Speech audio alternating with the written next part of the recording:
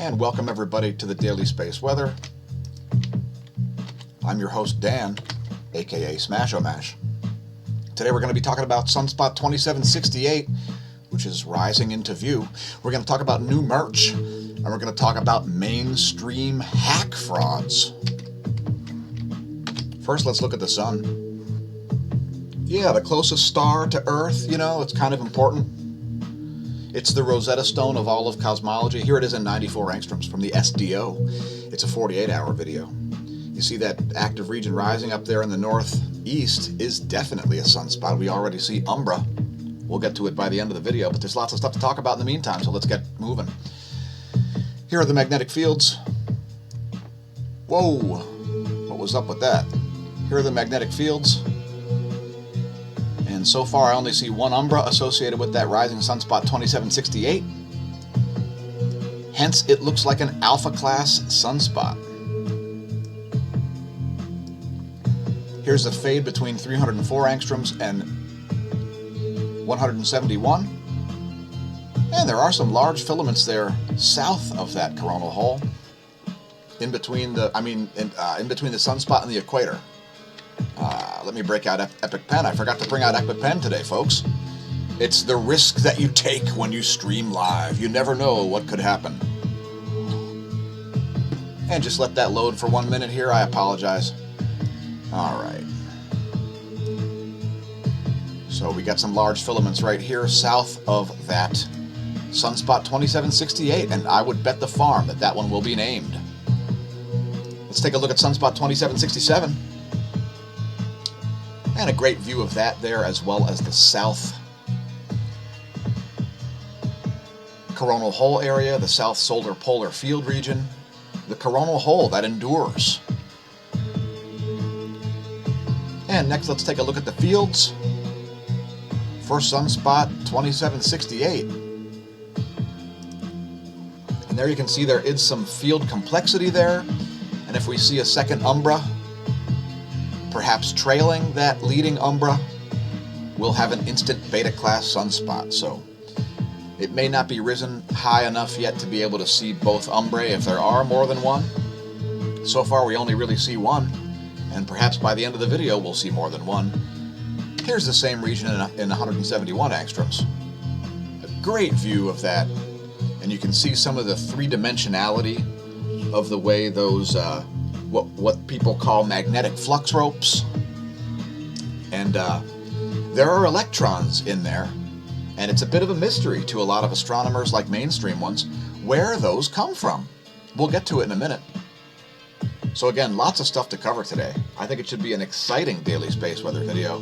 10.7 centimeter radio flux has come up to 71 solar flux units. And that's a good thing, as we don't want a solar minimum to be too minimal. That tends to be unhealthful. And it can cause entire civilizations to collapse, apparently, if it's minimal enough.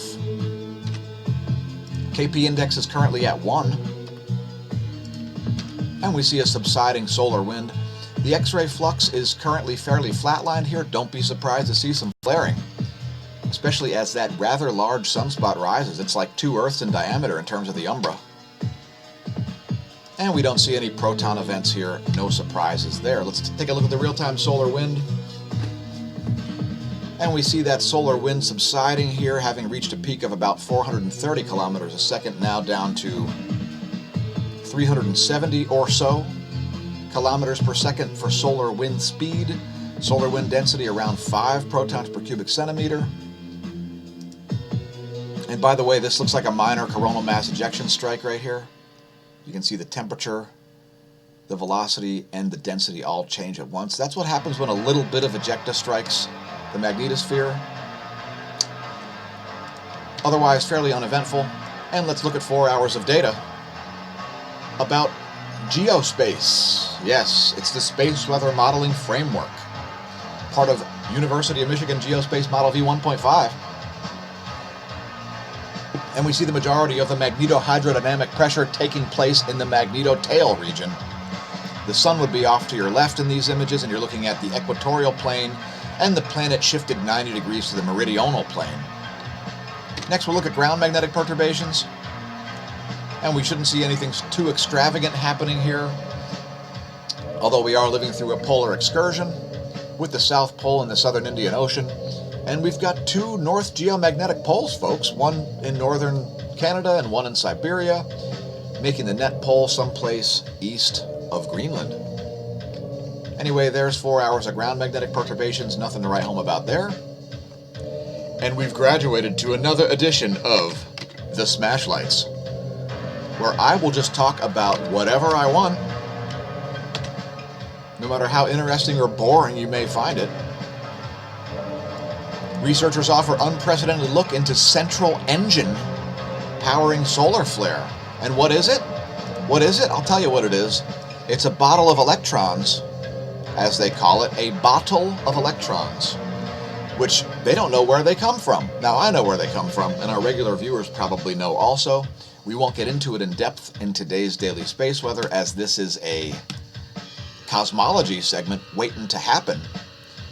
Anyway, we see electrons trapped in these regions, which look a lot like a Van Allen belt around the Earth, if you've noticed.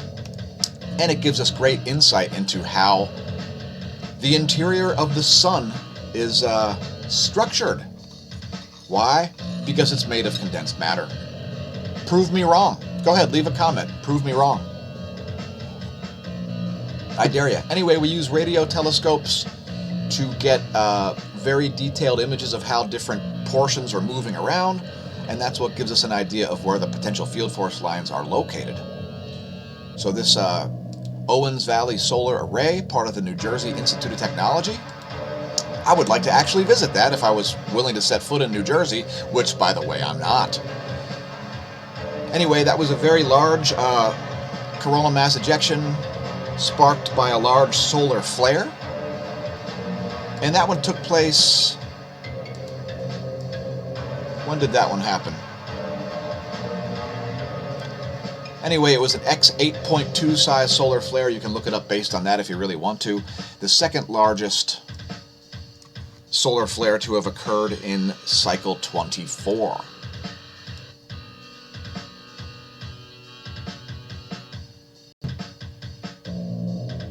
Anyway, check out the article if you don't know about the way solar flares appear to work.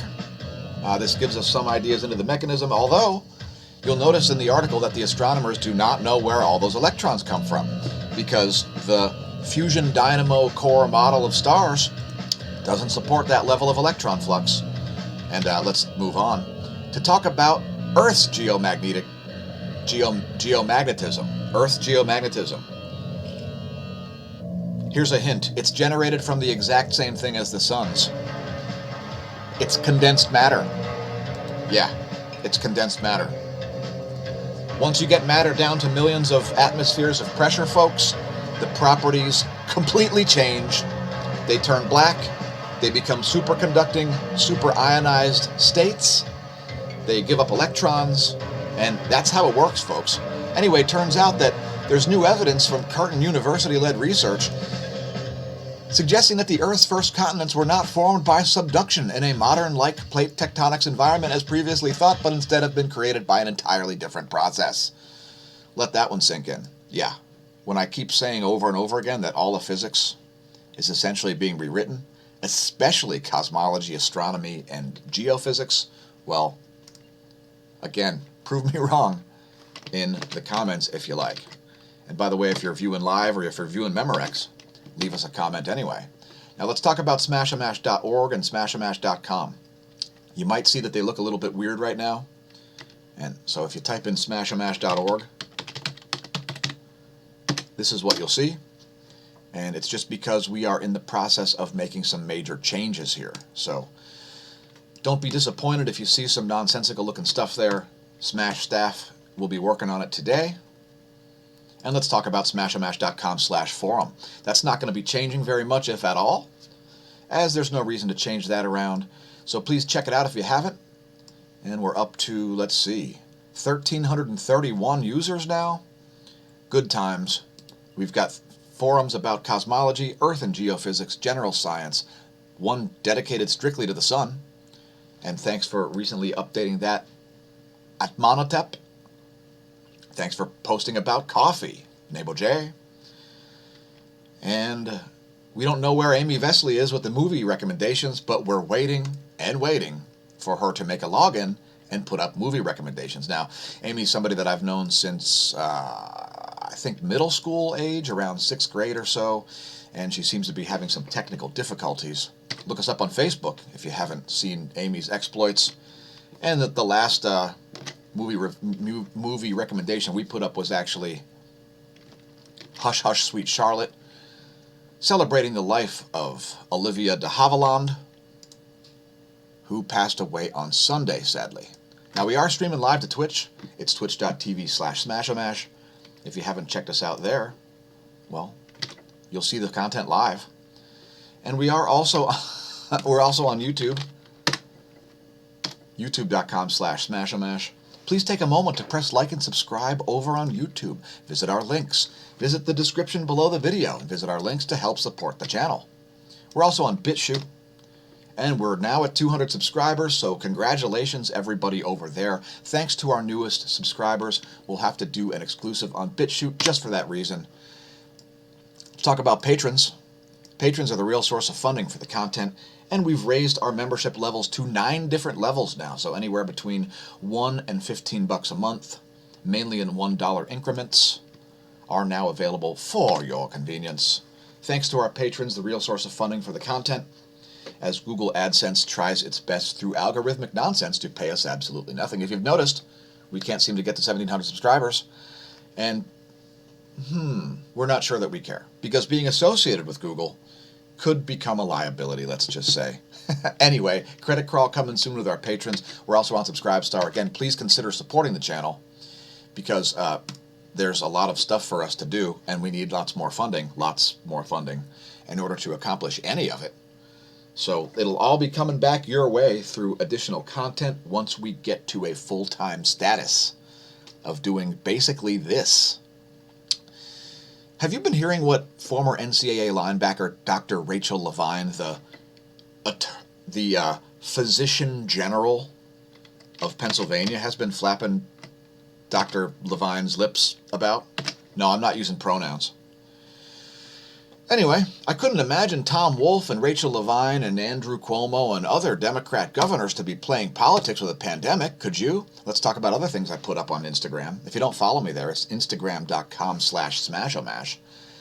So, Mr. MBB333, once again, him and Gina Maria Colbert confused, both put up a video about this, the coronal mass ejection from a couple of days ago, which shows this foreground artifact, and it has nothing to do with the solar corona. That's a little flash that appears because of something like a cosmic ray hitting the actual aperture.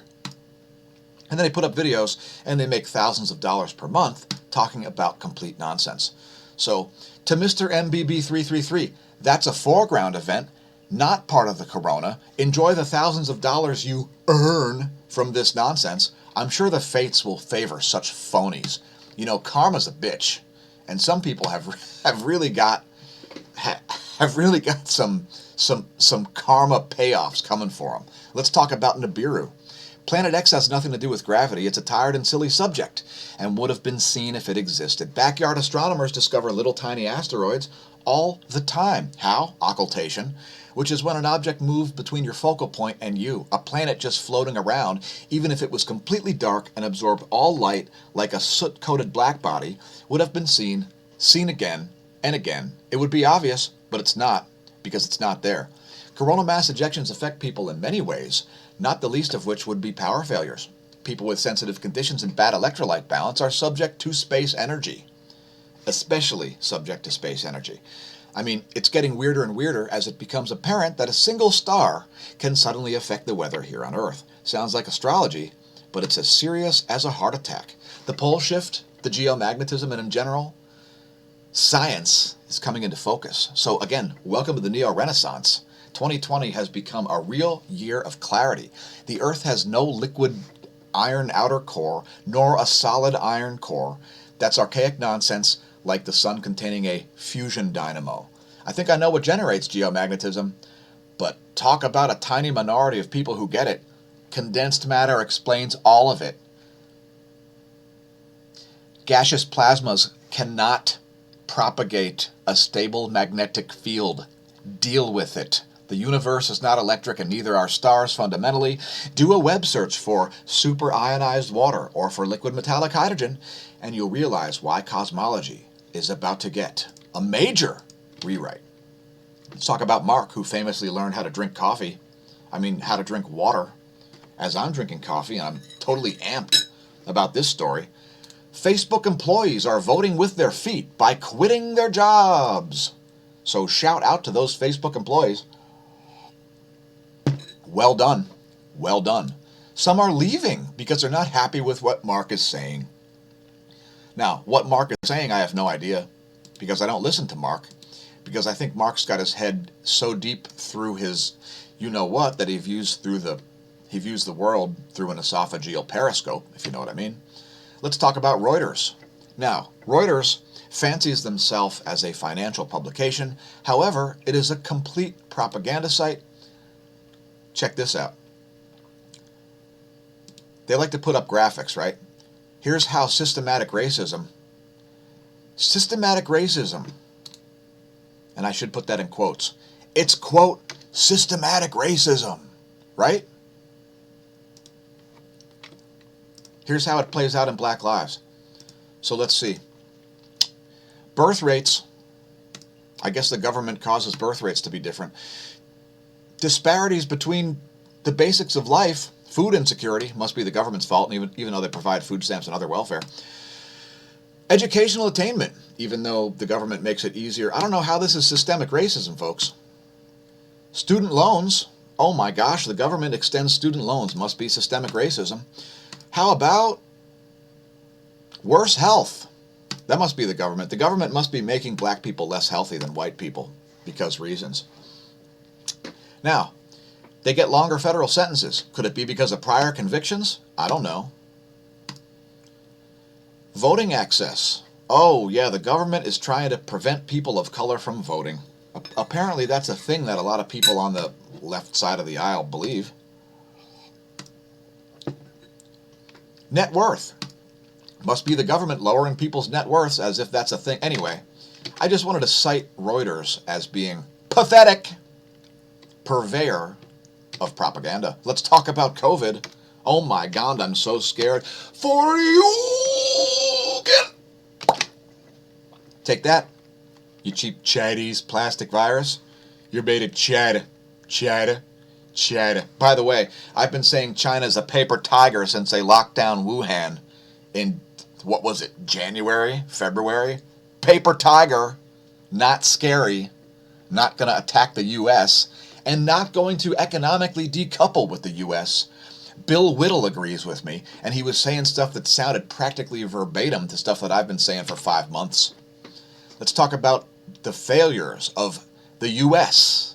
in dealing with Fisher-Price, My First Scamdemic, and the MLB debacle. So the Marlins opened their season last Friday with a 3-game series in Philly, and then 14 players came down with COVID, and now they're locked in a hotel in Philly. That also caused the Yankees to not play last night. Screw you, Yankees. I can't stand you, but I'd love to see you get annihilated by the Phillies, because the Yankees are one of my least favorite teams in all of sports. Second only to the U.S. Postal Service cycling team and the New England Patriots, yes. Anyway, MLB debacle has occurred. Let's talk about some non-debacles. If you follow InCycle, you may see content like this. Now, this came out yesterday, and listen to what the guy says at the beginning. After what at times has felt like a lost summer, cycling racing is back. Yeah, cycling racing is back, folks. How many riders do you see wearing a mask? How many riders do you see social distancing? Guess what? Spain is ahead of the U.S. Here's the U.S. national champion talking about the fact that he's going to lose time either yesterday or today, and will try to go on the attack and get in a breakaway on the third day. There's big things going, and I'll go. Otherwise, it's like I'll try for the finish, and then... So yeah, the U.S. national champion is racing in Spain. It's some kind of a World Cup level stage race. Here's a little clip from the end of the race. And how many spectators do you see wearing masks? The answer is 0, folks, which means Spain is ahead of us, like most of Europe. The idea to not open schools is absolutely idiotic, and mentally challenged. As the U.S. government tries to make you more mentally challenged, let's talk about collapsing economies, plagues, and climate change. Well, somebody's been studying grape leaves around the Levant, which is the area east of the Mediterranean. And it turns out that there's some evidence of plagues and grapes and volcanoes. So perhaps read the article here. Here's an unfinished Byzantine basilica, which is thought to have been halted as a result of the Black Plague. By the way, that's a hand with the Black Plague. And if you catch it early, some of the simplest antibiotics will defeat it. Anyway, you may be interested, as one of the viewers of our channel, to review the story here on SciTech Daily about how grape seeds revealed the collapse of ancient economy in the grip of plague and climate change. Something not going on now in any capacity. Let's talk about merch and the infantile response of mankind. And currently, I think the U.S. may be the world leader in having a pathetic, idiotic, politicized response, where there's a bunch of science deniers grandstanding like straight-up bitches, you know who you are, on social media, and talking nonsense, being a science denier. Prove me wrong. Leave a comment.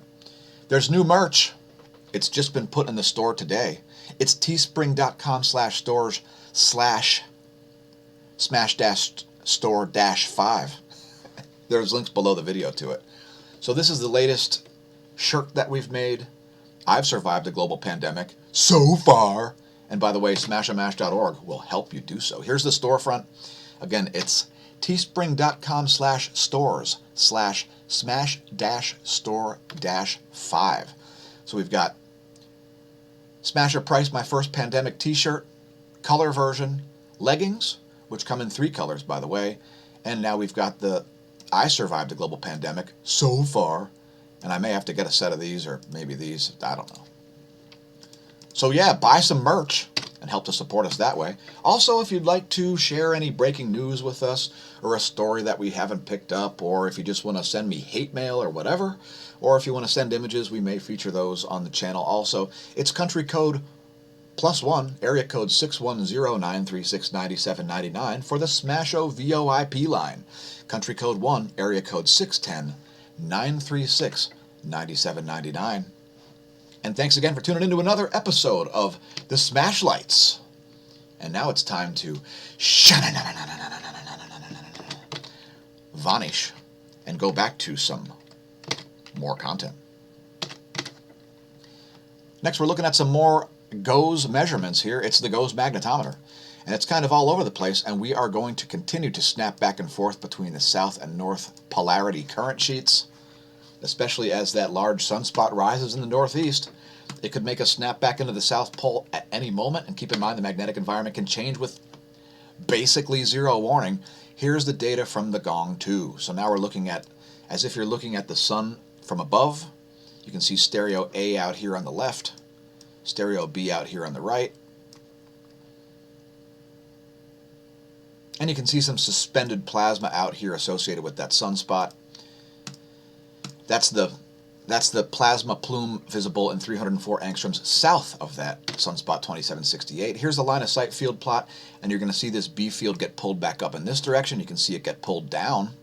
That's sunspot 2767. It's going to come back up, and that will put us back into the South Pole oriented current sheet. Next, looking at electron flux, and we see the highest levels that we've seen here since back in April. Not quite reaching warning levels, but getting close. And again, we may see warning levels achieved today as that coronal hole wind stream subsides. There are electrons out there, folks. So now let's take a look at a video of the total air column here, all the way from the thermosphere down to where your GPS would be located. It's the total electron content. And this will give you some idea of what sort of GPS errors you'll get, if any, such as those in the middle of the South Pacific at nighttime. We don't see any major anomalies yet. It's fairly normal there. And let's look at just the ionosphere. And we've put up these diagrams to sort of give you an idea of what portions of the atmosphere we're looking at. Here's just the ionosphere. This is 6 hours of data courtesy of Australian Government Bureau of Meteorology. Ionosphere is looking pretty normal. And shout out to those who watch Suspicious Observers, and perhaps Ben Davidson, as part of the reason why we make these videos is so folks like you who kind of understand this stuff and how it relates to other stuff can watch our content and not waste tons of time clicking on all of these horrific websites. There's the current image. It's coming in at 8 o'clock UT. We see a max of 8 megahertz there. Pretty normal situation there in the ionosphere as far as I'm concerned. Let's talk about the Leonids.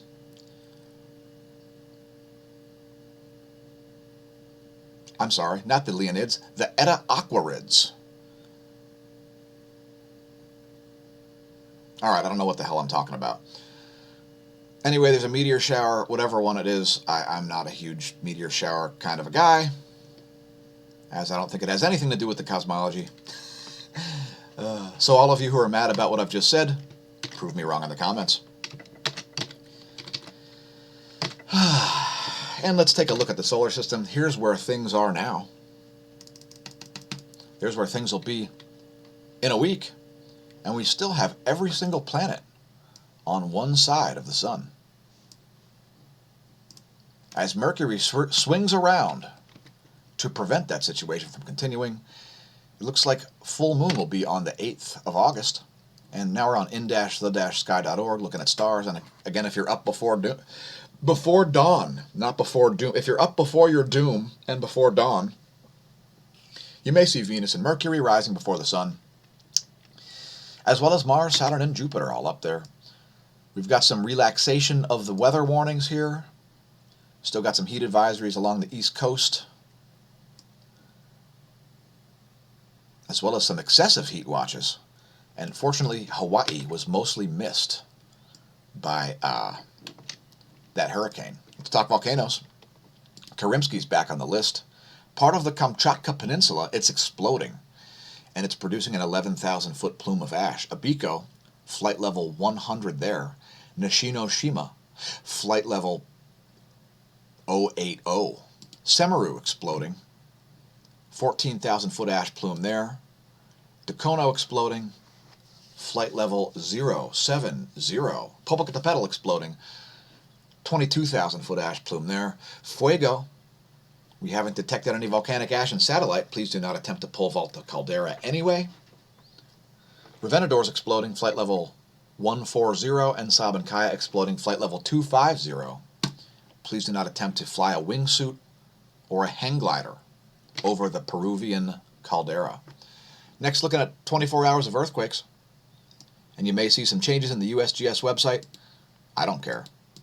I'm just going to scroll up the list. Oh, we saw a significant one here in Hawaii.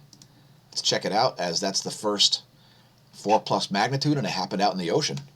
As there's a new island forming down there somewhere. I think it's actually more like around this area.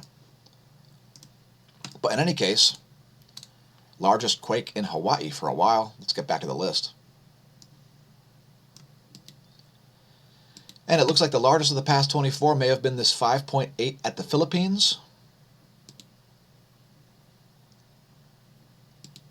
Significant one out in the Aleutian Islands, a 5.5 in the Alaskan island chain. There's one out in the middle of the Indian Ocean. It's a 5.3 magnitude. So it looks like the deep quakes have largely subsided here. Here's a deep quake at Alaska. It's not very big. And here's another one kicking off several hours ago at Japan. It's a 4.4 magnitude at 143 kilometers depth. Next, we're going to look at pressure maps here on windy.com. We'll let this advance into tomorrow's GFS forecast.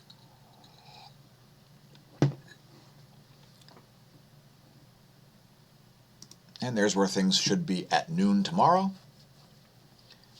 And it looks like the Anderson-Cooper anticyclone is still holding strong out in the central Pacific. The Anderson-Cooper anticyclone. Next, looking at the jet streams, and we see extreme meridional jet stream flow. Here's a north to south flow right here over the U.S. Here's backwards jet streams of high power here coming right off of Africa. Let's check the Saharan dust storm. And there's the current state of affairs of Saharan dust as it strikes the, I guess that would be the East Indies, as another large puff is making its way across and the jet stream is helping. Let's go back to flight level 250. Here are the jets of the eastern world. And we see backwards jet stream flow there also going over central India, as well as the central Indian Ocean. Anomalous jet streams out the yin-yang.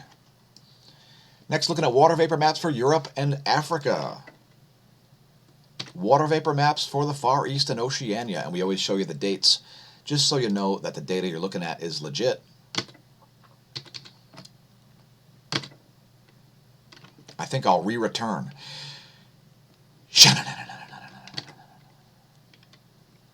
Is lightning getting you burned up?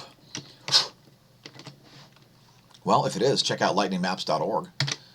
As lightningmaps.org will prevent you from getting burned up next time you hear thunder. Freak out your foes and impress your friends. Hey, Utica, there's thunder rolling in. Hey, Oneida, there are some sudden, spontaneous strikes happening. Anyway, there's the live lightning map, and we just saw a whole bunch of strikes happen in north-central Europe, northeastern Europe there. Here's a water vapor map for the Americas.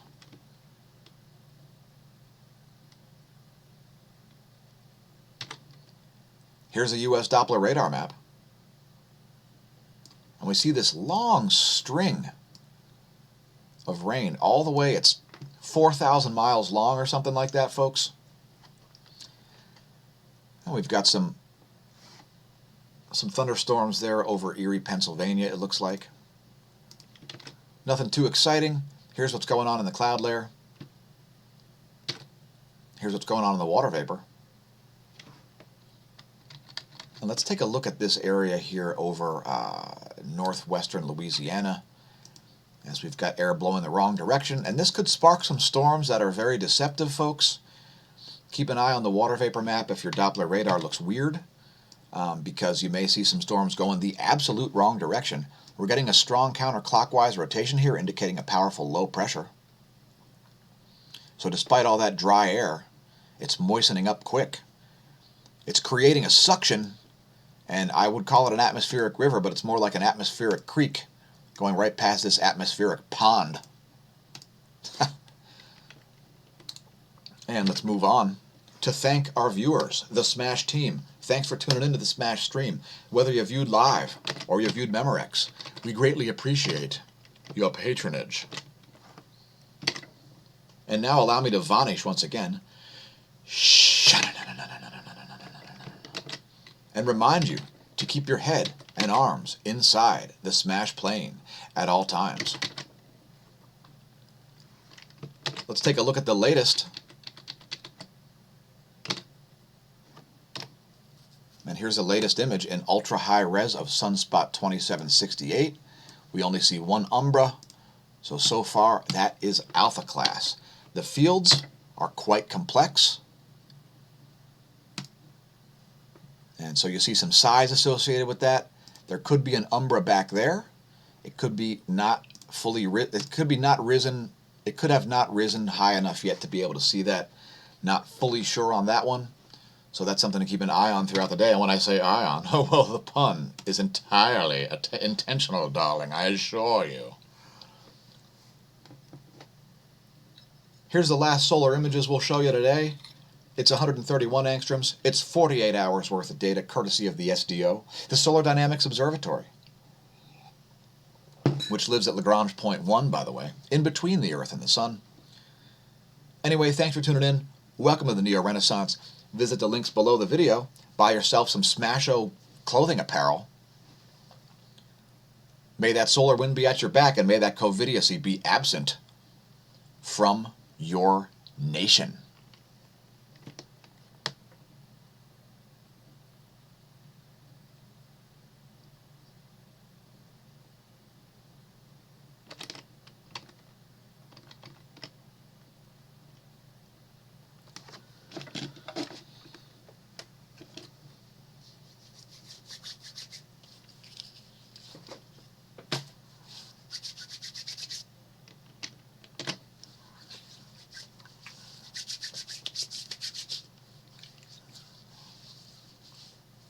Ah! You've caught me touching my face.